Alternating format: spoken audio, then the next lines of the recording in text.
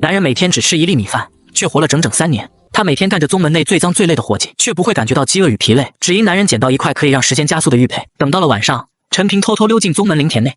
要是被宗门发现就死定了。我只拿1粒灵骨，应该不会有人发现。他小心翼翼地从碎珠上取下粒灵骨，紧紧攥在手心里。正当陈平要离开之际，看管灵田的草棚方向传来一声嘟囔，原本的鼾声停了。陈平全身僵住，一动不敢动，屏住呼吸。草棚里传来翻身的声音、咂嘴的声音，然后鼾声又响了起来。陈平长长吐出一口气，后背冰凉，冷汗湿透了衣服。他不再停留，立刻紧贴地面，沿来路爬了回去。看着手掌中的青绿色的灵骨种子，陈平从怀里掏出一枚玉佩，心念一动，陈平进入了玉佩空间。这里有一亩灵田，陈平走到灵田中间，他蹲下身，用双手在那肥沃的黑土上小心地挖开一个小坑，坑不深，只有半指。他将那粒珍贵的种子轻轻地放了进去。没过多久，灵骨种子便开始发芽，长出来了，真长出来了！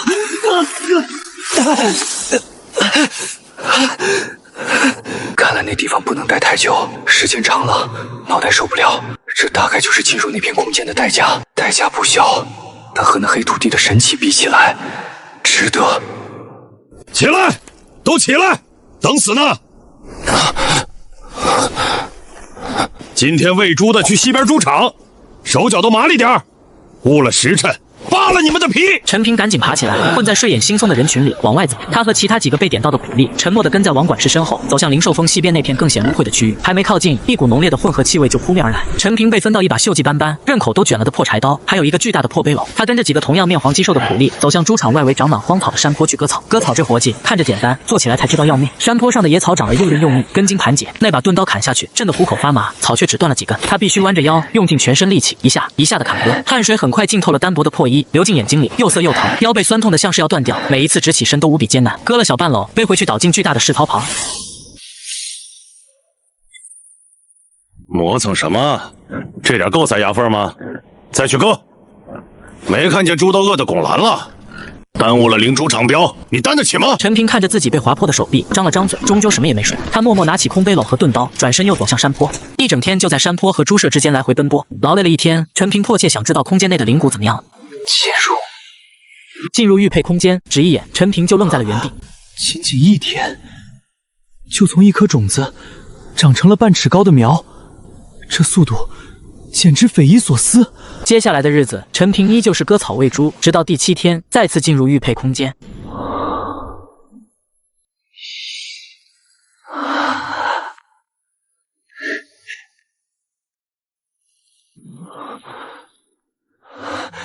是真的粮食，能填饱肚子的粮食，属于我自己的粮食。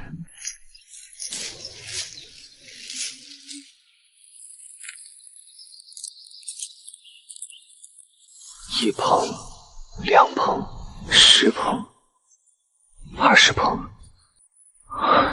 整整6000粒饱满的灵骨。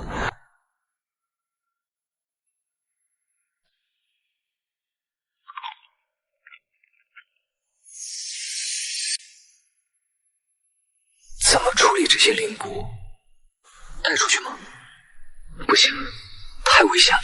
窝棚里人多眼杂，一旦被发现，后果严重。种下去，就在这里。对，全部种下去。6000亿种子，如果都能长成，1亩地大约能种4万株凡俗稻苗。虽然这里种出灵稻可能更粗壮，但种个10000把株也没问题。全部种单粒，不行。万一有的种子不出花呢？一个坑里放多少粒合适？6粒，这样能保证每个坑里都有苗。一次点中6粒，1000个坑就能种完。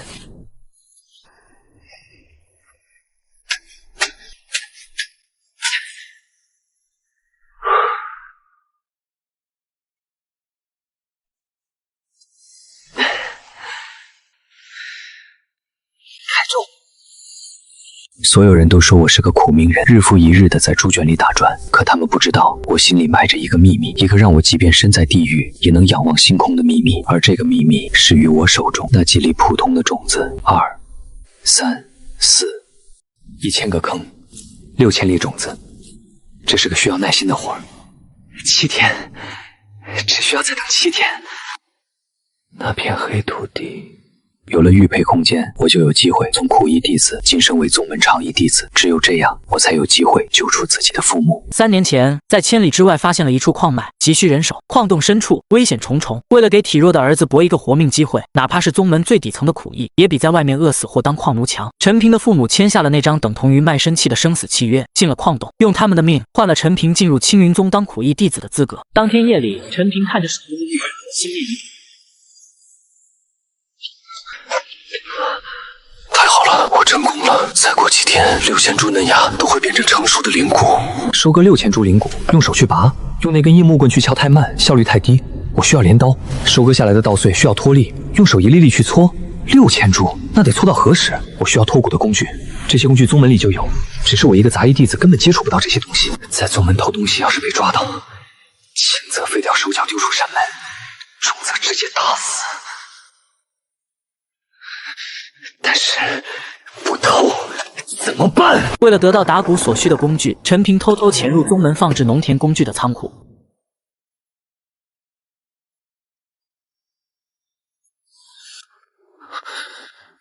我需要镰刀和脱骨车。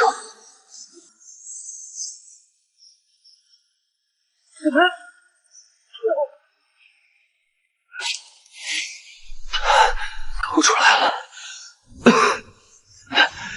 只是这东西越大，对自己的消耗也越大。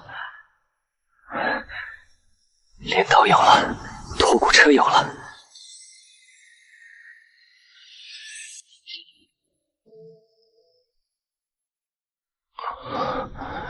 频繁出空间，身体受不了，还是等到灵骨成熟后再进去吧。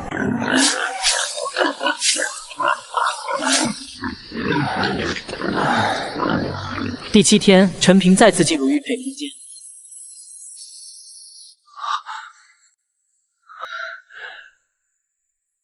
成功了，全部成熟了。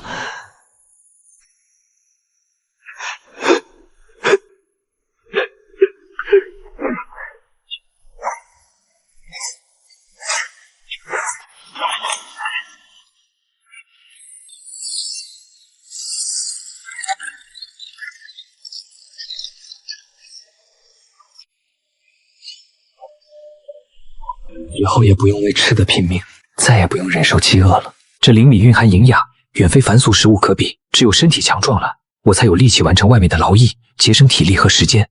节省下来的时间和体力，就能用来练习养生功。养生功是宗门给每个杂役弟子的功法，用以强身健体。只是杂役弟子没时间也没体力来练。如今陈平拥有用之不尽的灵米，便有了练习的条件。练了养生功，力气更大，干活更轻松，就有更多的时间休息，这才是良性的循环。自己一定要好好活着，还要活出人样。都给老子起来！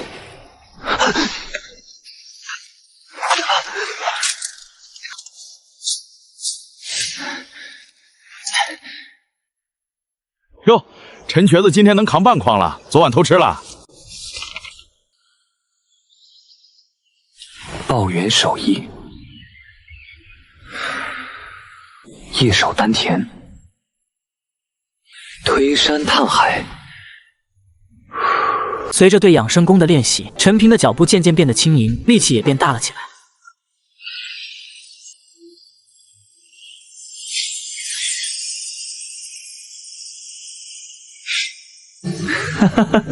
有了这些灵骨，不用多长时间，我就能成为宗门的长役。这天，陈平刚把猪草拿进猪场，几个总欺负他的壮汉杂役故意把一大桶泔水踢到他面前。把他倒了。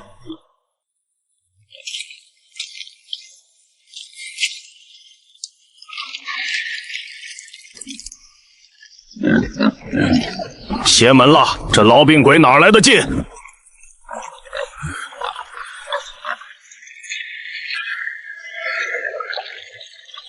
长寿功法果然没有白练，没想到自己的力气能长这么多，这变化太明显，容易招祸，以后得悠着点。长寿功法果然没有白练，没想到自己的力气能长这么多，这变化太明显，容易招祸，以后得悠着点。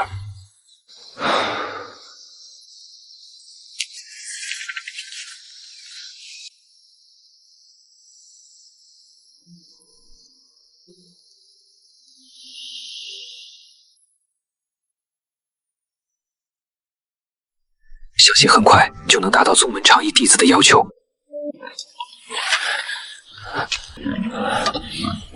陈平，我看你最近精神头不错嘛，力气也见长。回管事，是您管教的好，小的不敢偷懒。哼，不敢偷懒，我看你是挺勤快。既然这么有劲头，那北坡那片林子边上的猪圈，你去清理干净。北坡，管事，北坡那边听说不太平，有野猪。怕了？你不是力气大吗？搬石碾子都有劲儿，还怕几头畜生？怎么，我使唤不动你了？王管事已经盯上我了，要么是怀疑我偷吃了什么，要么就是纯粹因为我不再像以前那样任人揉捏而心生不满，要把我重新踩下去。小的不敢，现在反抗只会招来更狠的鞭子，甚至可能被当场打死。那就去，天黑之前给我弄干净。要是敢偷懒，或者没弄干净，哼，你知道后果。还愣着干什么？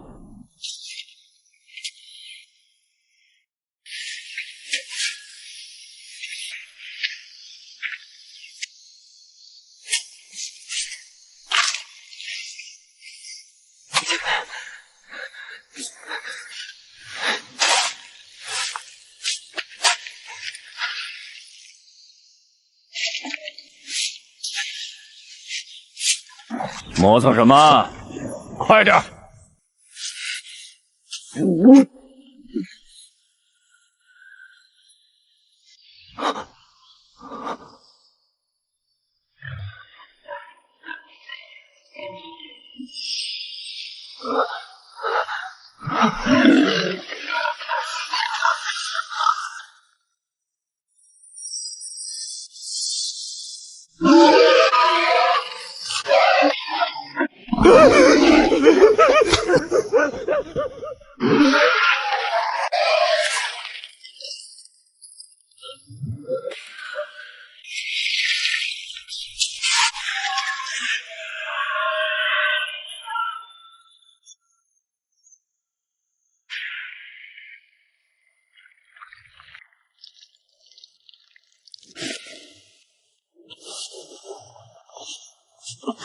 不能让别人知道我击杀了这只野猪。野猪肉本身也价值连城，有助于修行，就需要小心。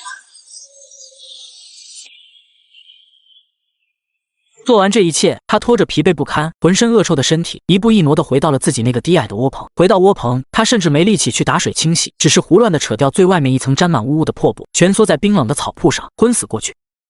陈平，死哪儿去了？猪圈的活干完了吗？陈平，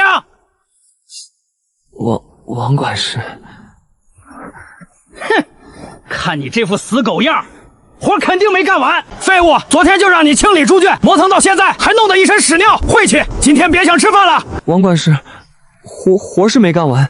昨天有头大野猪冲进猪圈，差点要了我的命，我好不容易才逃出来，胳膊也被撞伤了。野猪？是有动静，挺大的。我离得远没看清。放屁！野猪？哪来的野猪能跑进猪圈？我看你是偷懒耍滑，编瞎话糊弄老子。要么就是你把猪圈弄坏了，想赖给野猪。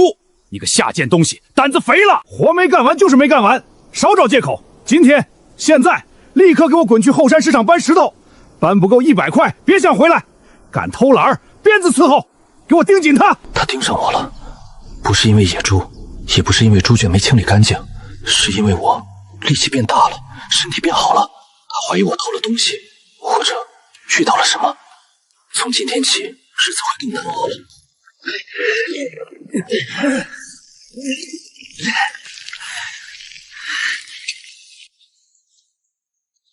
晚上回到窝棚，陈平努力平息着自己的愤怒，将这份仇恨放进心底。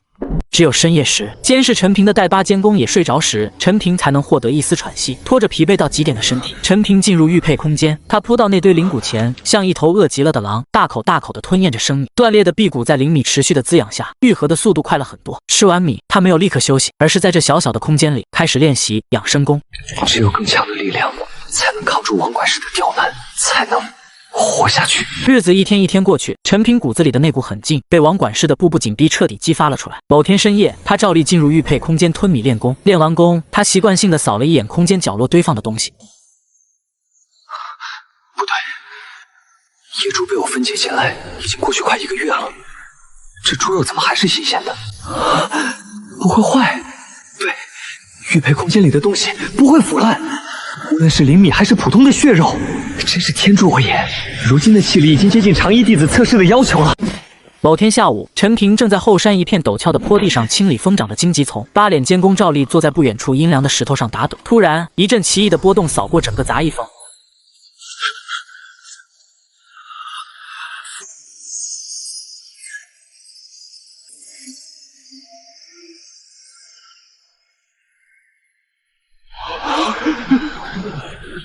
仙人，真正的仙人降临杂役峰了！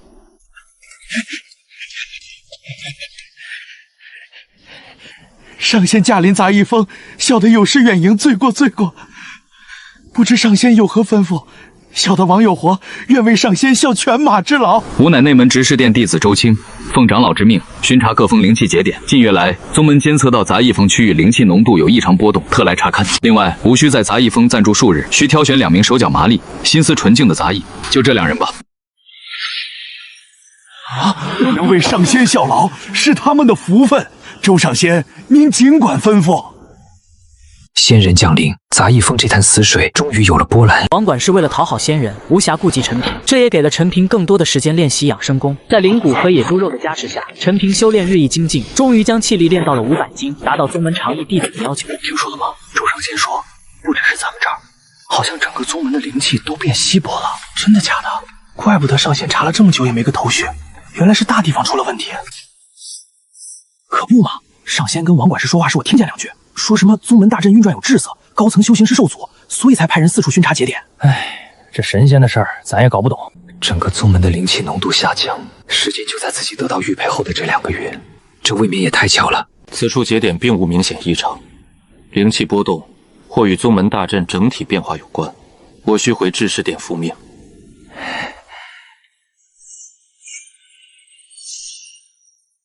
陈平，你他妈聋了！仙人走了，你这废物就没用了！给老子滚去后山，那片荆棘存3天之内给老子清理干净，清理不完，老子扒了你的皮！听见没有，废物，还不快滚！王管事，清理荆棘的活儿，你找别人吧。你说什么？找死！我的活儿做完了，现在我要下山。下山？你他妈想跑？不，我去找山下的管事，参加长役弟子的考核。考核？就凭你？你这断了手的废物，还想当长役？老子看你是疯了！拦住他，给老子打断他的腿！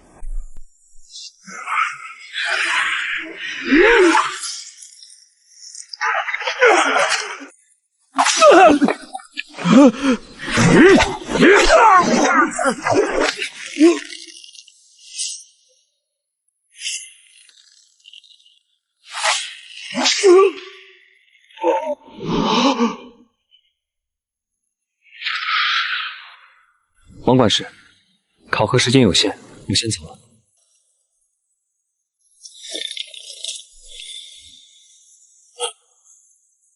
何事？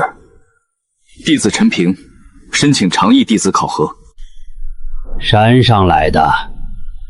是。规矩知道吗？举石锁，过顶1次，稳住3息。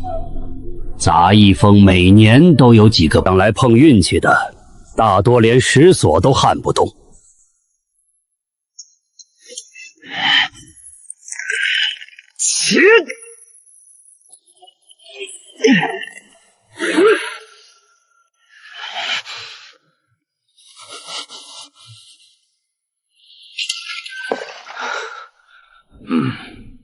不错。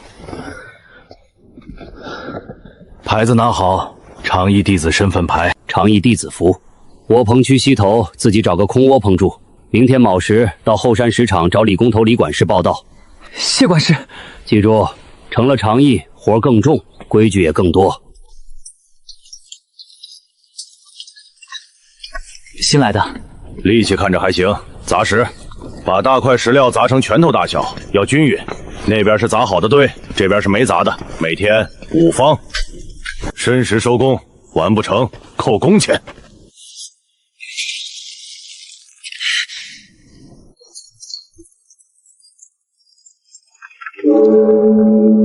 任务未完成，今天工钱没了。以我现在的力气和技巧，5方是极限。只要适应几天，加上空间里灵米和肉食的补充，我就一定能完成。每天一定要练习5遍养生功，只有如此，自己才有可能继续晋升。还有之前一直针对自己的王管事，一定要让他付出代价。陈平很快就适应了采石场的工作。这天，陈平正抡着锤砸石头，眼角余光瞥见石场入口处，王管事鬼鬼祟祟地闪了进来。王管事，他来这里干什么？陈平，别砸了，收拾你的家伙，去灵矿区报道。那边缺人手，下午就过去。灵矿区有着诡异气息的空气，在那里干活身体会慢慢垮掉，咳血，皮肤溃烂，最后无声无息地死在某个矿洞里，被草席一卷丢出去。那是杂役弟子工作中死亡率最高的地方。是王管事，绝对是这个杂碎。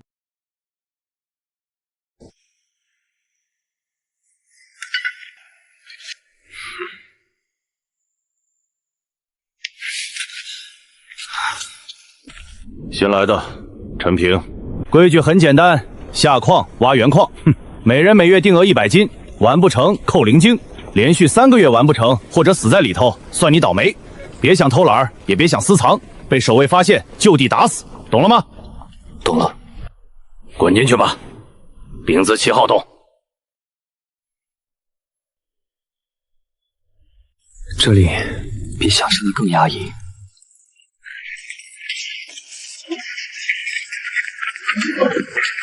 灵矿毒，传闻是真的。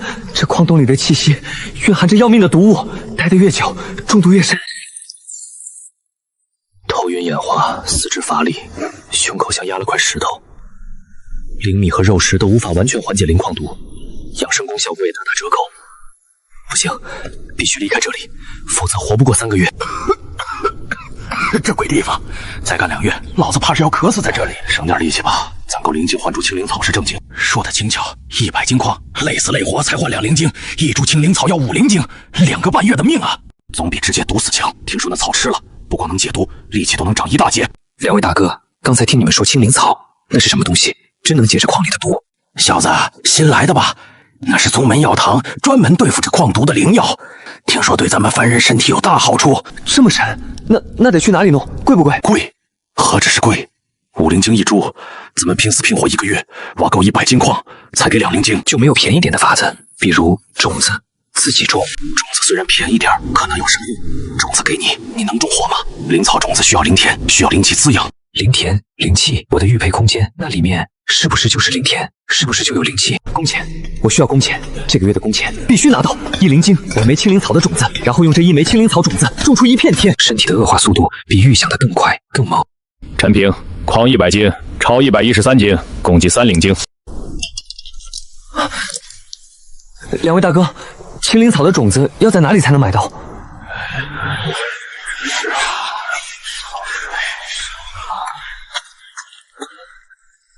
仙师大人，小人想求购青灵草的种子，听说仙师大人这里有。青灵草种子1灵精1粒，凡俗泥土种不活的，你可要想清楚了。小人明白，请仙师赐1粒种子，小人想试试。仙师，小人还想再买2粒。随你吧，死了心也好。种不出来，可别怪我没提醒。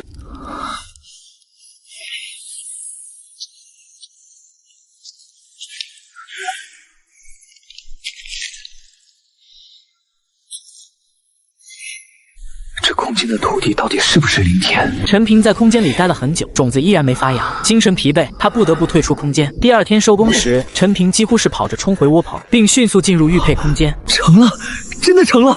这黑土地，这空间真的能种青灵草。这不仅仅是一株草，这是我活下去的凭证，是我挣脱这矿洞地狱的唯一绳索。青灵草生12月成熟，24月结籽，空间速度是外面的12倍。不出意外，1个月后，3株青灵草将会全部成熟。等待青灵草成熟的日子，陈平身体的恶化速度比他预想的更快更猛。在矿洞里，他每一次挥动矿镐，手臂的肌肉都在抗议；每一次弯腰搬动矿石，脊椎都发出不堪重负的呻吟。到了第2个月，陈平挖矿变得异常艰难，100斤的原石任务成了几乎无法逾越的高山。他的动作迟缓，效率低下，常常需要比别人多花近1倍的时间，才能勉强凑够分量。这天，他远远就看到王管事的身影，正站在矿区管事旁边，两人低声交谈着什么。陈平，上个月你只完成了8成，这个月如果再完不成定额，按规矩只能请你离开宗门了。王管事，果然是你！现在被赶出宗门，这等于直接判了我死刑。陈老弟，怎么搞成这副鬼样子了？这矿洞真不是人待的地方，看把你折磨的。老弟啊，哥哥我上次就很好奇，你在杂役峰那会儿明明弱得跟小鸡仔似的，怎么后来突然就硬气起来了？气力长得飞快，说说是不是得了什么宝贝，还是有什么特别的奇遇？只要你肯告诉哥哥这个秘密，哥哥保证立刻把你从这个鬼地方调出去，给你安排个轻松又安全的差事。灵晶少不了你的，以后跟着哥哥我吃香的喝辣的，不比在这鬼地方等死强？就是当哥哥身边一条听话的狗，也比你现在强100倍，是不是？呸！不识抬举的东西，给脸不要脸！行，你有种，骨头硬是吧？我看你能硬到几时？下个月你要是再完不成任务，老子亲自看着管事把你像条死狗一样扔出宗门，到时候你就是跪下来舔老子的鞋底，老子也不会再多看你一眼。你就带着那点可怜的秘密滚回凡间等死去吧！3个月后，陈平再次进入玉佩空间，成了，真的长成了，这就是上天的杰作。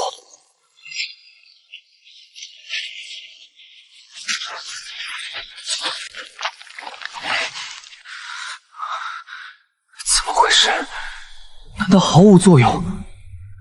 矿洞里的老哥们儿，他们没有理由骗我。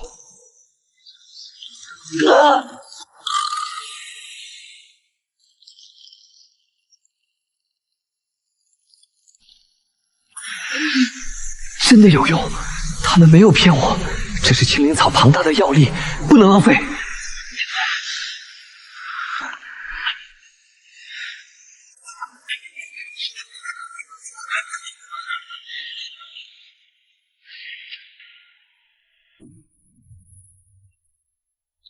第2天，陈平在空洞挖矿时，突然发现自己竟然能搬动700多斤。青灵草果然不一般，不仅解了矿毒，还让我凭空长了100斤的气力。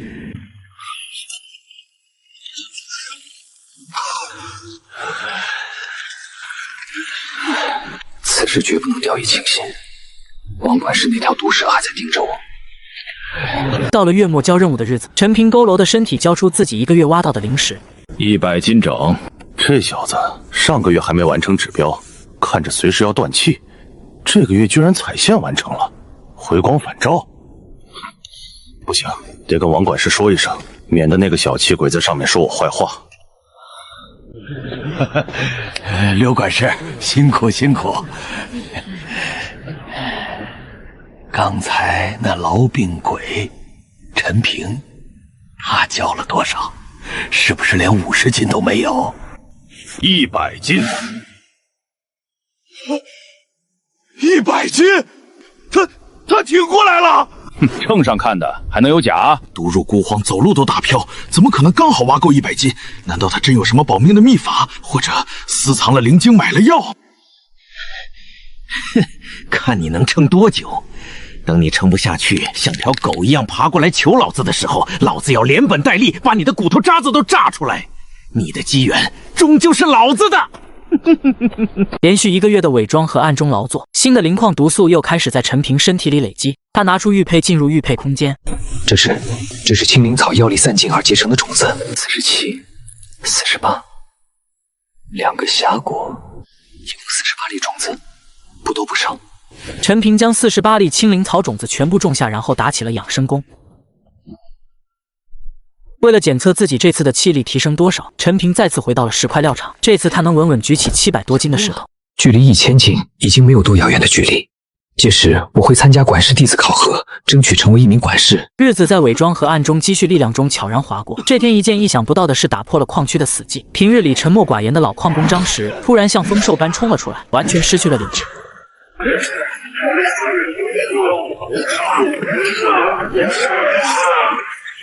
好恐怖的力量！灵矿毒彻底摧毁了他的理智，却榨干了他生命最后的潜能。废物！负责这片矿区的驻守仙人，此刻也来到了矿洞之中。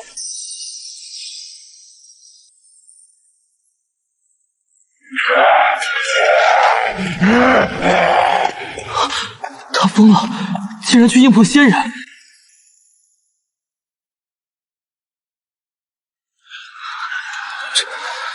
这就是仙人的手段，根本不是凡俗武力所能抗衡。800斤的力气，在这团火面前，连个笑话都不算。王管事该死，但杀了王管事又如何？在这等力量面前，凡人皆是蝼蚁。那团火，我也要拥有。我必须成为仙人。接下来的日子，陈平更加小心地扮演着他的费劳角色。1个月的时间在磨阳宫中过去。明明是个半只脚踏进棺材的痨病鬼，怎么每个月都能刚好凑够100斤？这里面肯定有猫腻。这好处我得自己先抠出来，绝不能让王管事那个摊货知道。30株足够我这2个月日夜不停的吸收，剩下18株留着结子，生生不息，再也不用看那些仙人的脸色。2个月下来，陈平将30株青灵草全部消化完毕，气力从700斤涨到800斤，再到1000斤，最后竟然涨到了2000斤。在矿场待满3个月的第3天清晨，陈平走出窝棚区，沿着崎岖的山路，默默地向杂役峰的最高处走去。弟子陈平，矿场长役，前来申请管事弟子考核。矿场长役，气力几何？回禀管事，弟子气力尚可。去，用尽全力打他一拳，胸口位置。这东西是什么材质？毫无缝隙，打上去会有什么后果？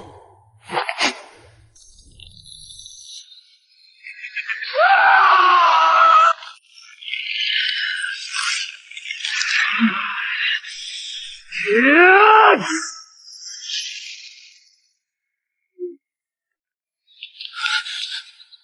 家人怎么一动不动？难道这等材质，连2000斤的力量都无法撼动分毫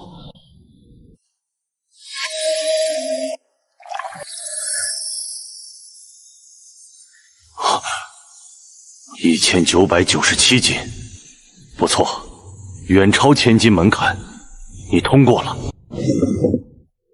这是你的身份令牌和管事弟子符，自今日起，你便是杂役峰管事弟子，月俸2枚下品灵晶，于每月初5凭此令牌到峰顶库房领取。此外，此乃牛力丸，宗门每年发放给管事弟子1枚，能固本培元，增气力气血，省着点用，效力尚可。2枚灵晶月俸，还有每年1枚能增长气力的丹药，这待遇比在矿场当苦役强了何止100倍。这就是权力和地位带来的资源。谢管事。拿着，这是各处尚缺管事弟子的执事名录，你自己选一处去上任，选好了告诉我。寿兰、织造坊、灵谷仓、炭窑、净衣房，全都是些苦累脏污的差事，管着10几到几十个杂役，毫无油水可言。百药园，宗门种植灵药的地方，只要有灵脉有灵土，就有灵药，哪怕只是最普通的种子，种进我的玉佩空间里，这绝对是天大的机会。管事，弟子愿去百药园。百药园，行，那里清静，活计也精细些，正适合养你那痨病。弟子还有一事不明，恳请管事指点。说，弟子欲要检测灵根，需成为宗门记名弟子，不知这灵根检测需要何等条件？在何处进行？力量只是在凡俗苟活的基础，灵根才是叩开真正仙门的钥匙。条件，哼，检测灵根，简单。去内务堂交5块下品灵石，我给你测。5块下品灵石，不错，5块下品灵石。1块下品灵石可兑100枚下品灵晶，5块便是500灵晶。这根本不是什么条件，这就是一道赤裸裸的天堑。500灵晶是那些高高在上的仙人们给所有底层凡人划下的一道死线，交得起才有资格知道自己有没有仙缘，交不起就一辈子在泥潭里打滚。我拼死拼活1个月才赚2、3块灵晶，500灵晶需要20多年，20多年变数太多，太漫长了。知道了就下去吧。采药园在后山，自己寻路去。令牌上有禁止，到了地方自有人接应你。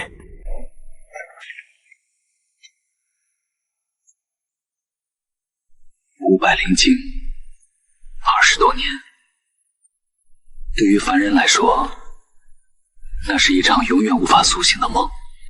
但我不一样，我拥有玉佩空间，那不是梦，那是我在短时间内就能达到的目标。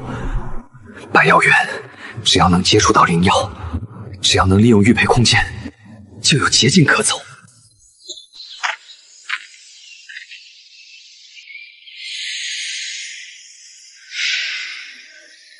这里便是百药园了，这也将是我真正踏入仙门的起点。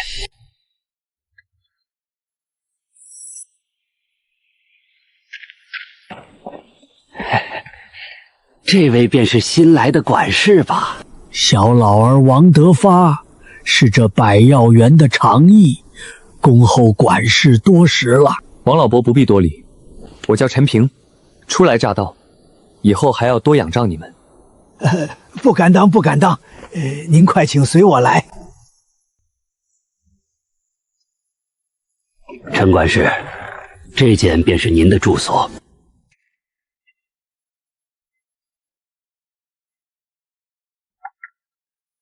管事，您的8名手下都在园子里忙活，小老儿这就去把他们叫来拜见。不必急于一时，你且先跟我说说园子里的规矩。日常无非是浇水、施肥、除草捉虫，但这活计极其精细。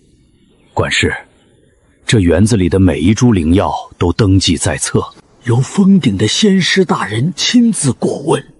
若是因为照料不善导致枯萎或药性大减，轻则责罚，重则是要掉脑袋的。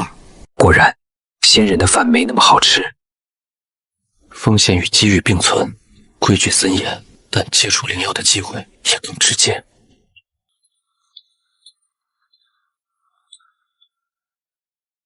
好冷的眼神，他身上有一股不属于这杂役风的危险气息。那位是？回管事，那位是白芷白管事，他比您早来半年，管着东边那一片寒性灵药。他是封顶直接派下来的，据说有些来历，性子也冷，平日极少与我们说话，只专注于他的药田。封顶直接派下来的，难怪气质如此不同。这样的人背景神秘，实力未知，最好敬而远之。管事，您初来乍到，最紧要的是先熟悉园中所有灵药的种类和习性，万万不可混淆。这是封顶仙师大人赐下的百草图鉴抄本，里面记载了园中现存所有灵药的模样、名称、生长特性、照料要点以及常见病虫害的防治之法。您务必尽快熟记于心。仙缘，这就是我梦寐以求的仙缘。这本图鉴配合我玉佩空间里那方黑弩地，我将拥有源源不断的灵药。5块下品灵石的门槛简直易如反掌，甚至我能自己服用，强行提升资质。大干一场了。王伯，带我去看看我负责的区域，认认人。是，管事，您这边请。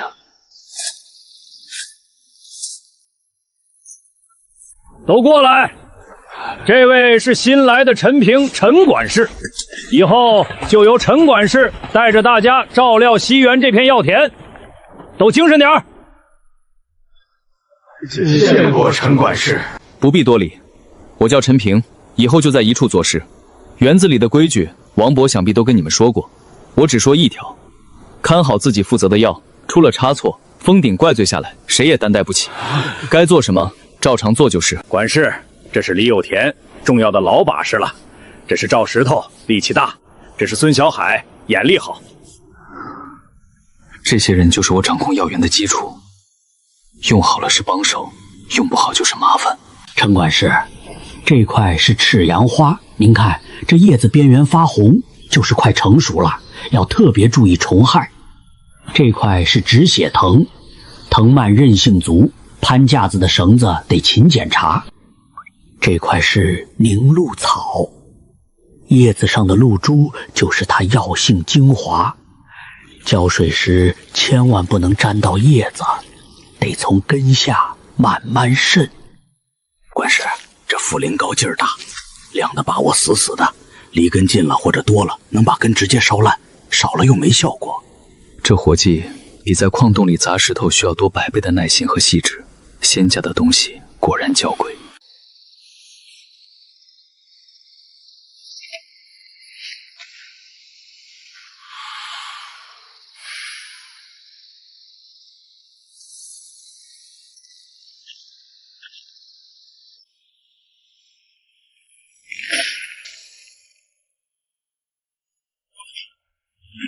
见识了真正的仙家灵药，这些凡俗眼中的极品，也不过是些不入流的杂草罢了。待我在这百药园站稳脚跟，弄到更好的灵药种子，这片土地才会真正展现出它逆天的价值。接下来的日子，陈平的生活极其规律。白天，他在分管的药田区域巡视，手里总拿着《百草图鉴》，一有空就翻看。王伯，这赤阳发招什么虫最厉害？回管事，最烦人的是火芽虫、红头黑背，专吸弄叶汁水，得用烟叶泡的水喷。那寒星草呢？我看书上说虫害罕见。是少见，但去年闹过一次双蛾，白晃晃的虫子藏在叶子背面啃叶脉，那玩意儿怕热，得用手一条条捉，麻烦得很。1个月了，封顶的仙师每月初才来巡视一次。像止血藤、凝露草这种量大且低级的灵药，只要不是关键部位受损，根本无人察觉。时机成熟了。这根藤长得不错，看这颜色，药性应该积累的足了吧？回管事，这根是老藤了。这种深棕色的老藤皮是炼制上品回血丹的主料，封顶那边很看重。不过这藤蔓长得太密，通风不好。你看这里，这里是不是有点发霉的迹象？哎呀，这好像是师傅病的前兆，得赶紧处理。要是蔓延开，仙师怪罪下来。别慌，把染病这段切掉就行。你去工具房找点干净的草木灰来，一会儿切口处撒上封死，切口必须平整。是，我这就去拿。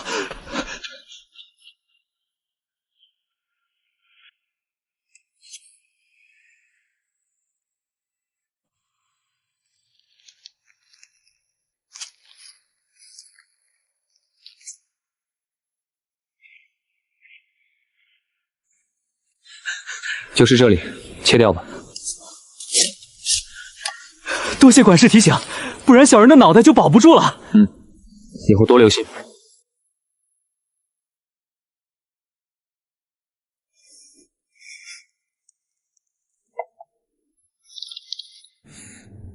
铲插，只要能掺插，这节藤蔓在黑土地里就绝对能活。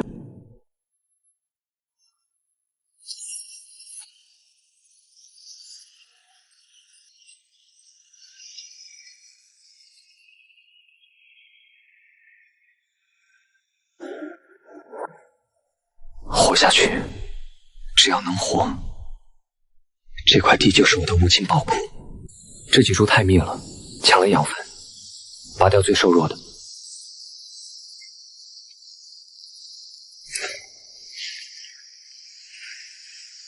这土板结了，得松一松透气，切记不可伤了主根。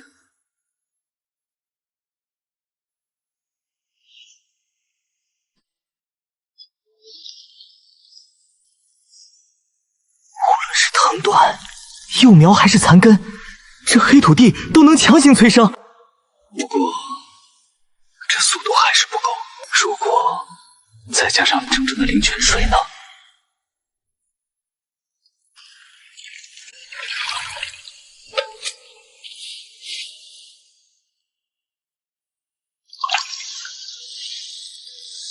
有灵泉水浇灌，这生长速度足足是外界的近20倍，力量逼近3000斤，反速不到的极限到了。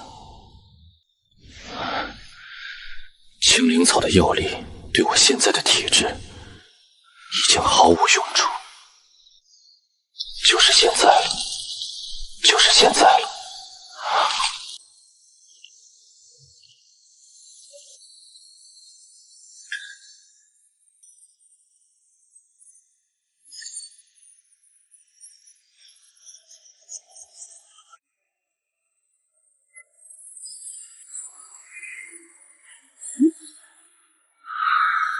平静，松动了，这就是真正的仙家灵药。一片叶子比得上100株青灵草。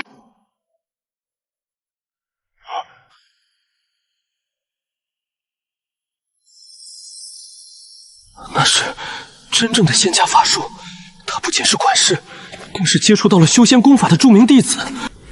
是那株病草上掉落的残叶，白天靠近查看时，机缘巧合落进了我的衣襟。如果这片叶子能活，那我便有了直通仙道的通天梯。每日回到石屋，除了雷打不动的演练养生功，就是查看空间里这些宝贝的状态。凝露草长势最好，被赤阳花的根须也长成了一株小小的，顶着2片微红嫩叶的幼苗。最后，他才将目光投向那片寒星草残叶。活了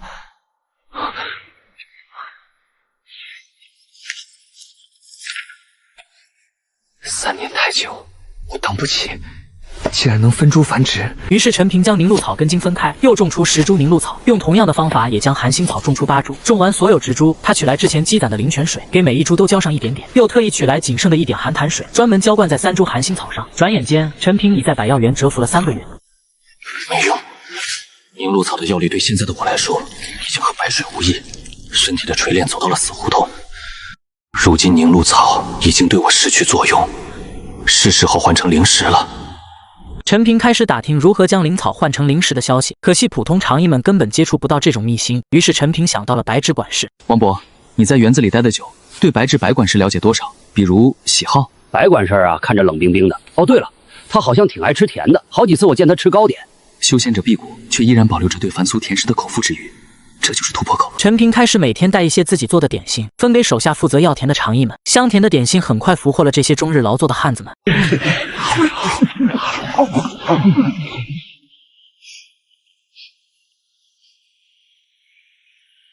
白管事，刚做好的豆沙包，尝尝。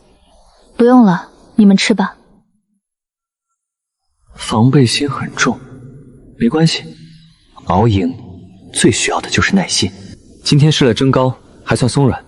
白管事，尝尝看。白管事，像咱们园子里的灵药，除了上缴宗门，若是有富余的，不知外面可有门路换些东西。北边出杂一峰向北50里左右有个小山谷，每逢初1、15，有些记名弟子和个别外门弟子在那里交换些用度。那里规矩简单，但也鱼龙混杂，小心点。我还有事，先走了。到百药园的第4个月，陈平拿出20株凝露草，准备去黑石谷走一趟。50里雪路，以我现在的气气，半个时辰便可狂奔赶到，但绝不能引人注目。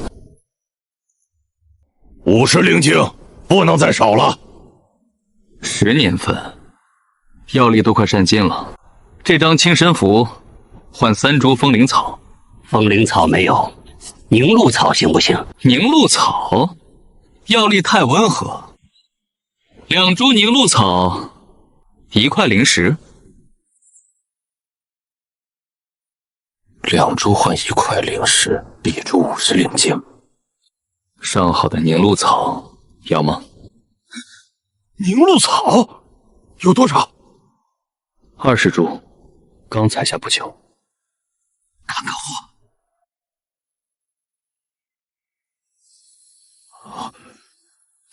极品，这成色绝对是刚新鲜挖出来的。品相还行，不过药效温和。13块灵石全要了。那我去问问别人。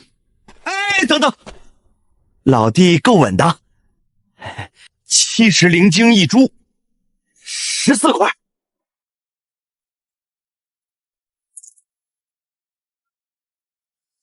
灵石，修仙界的硬通货。老弟以后有好货来找我。怪人，不过货是真不错。陈平回到药园自己的石屋，拿出玉佩进入玉佩空间。他将14块灵石放进玉佩空间。去内务堂检测灵根的5块灵石终于攒够了，再过1-2天，这批寒星草就能进行第3轮分株。不知这灵石能不能辅助修炼？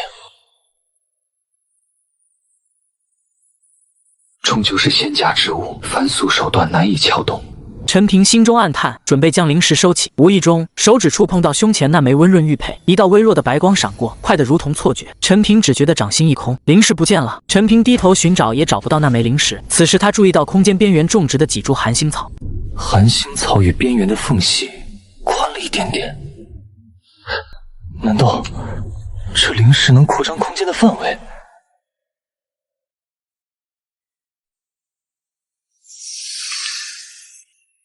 玉佩吸收了灵石，能扩张这片空间。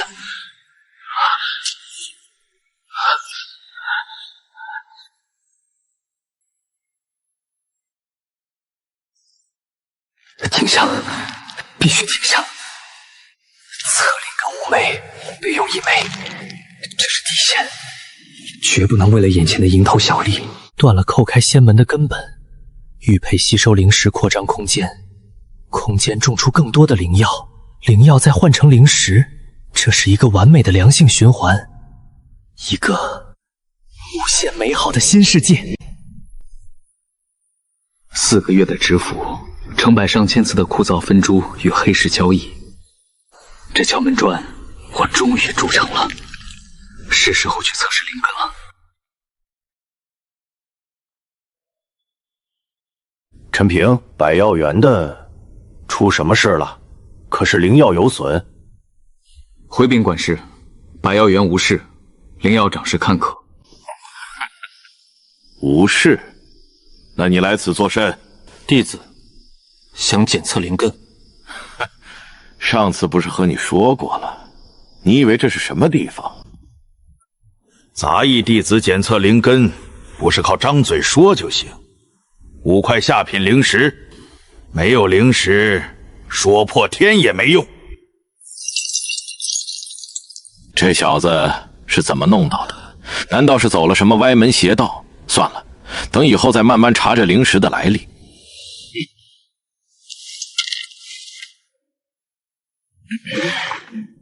跟我来。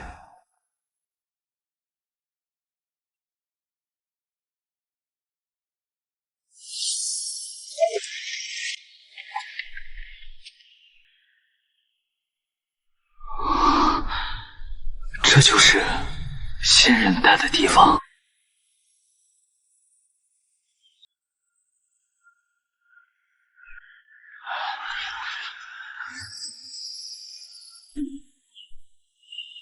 王行3灵根，主木，伏土火，灵根纯度中等偏下，可直接入外门，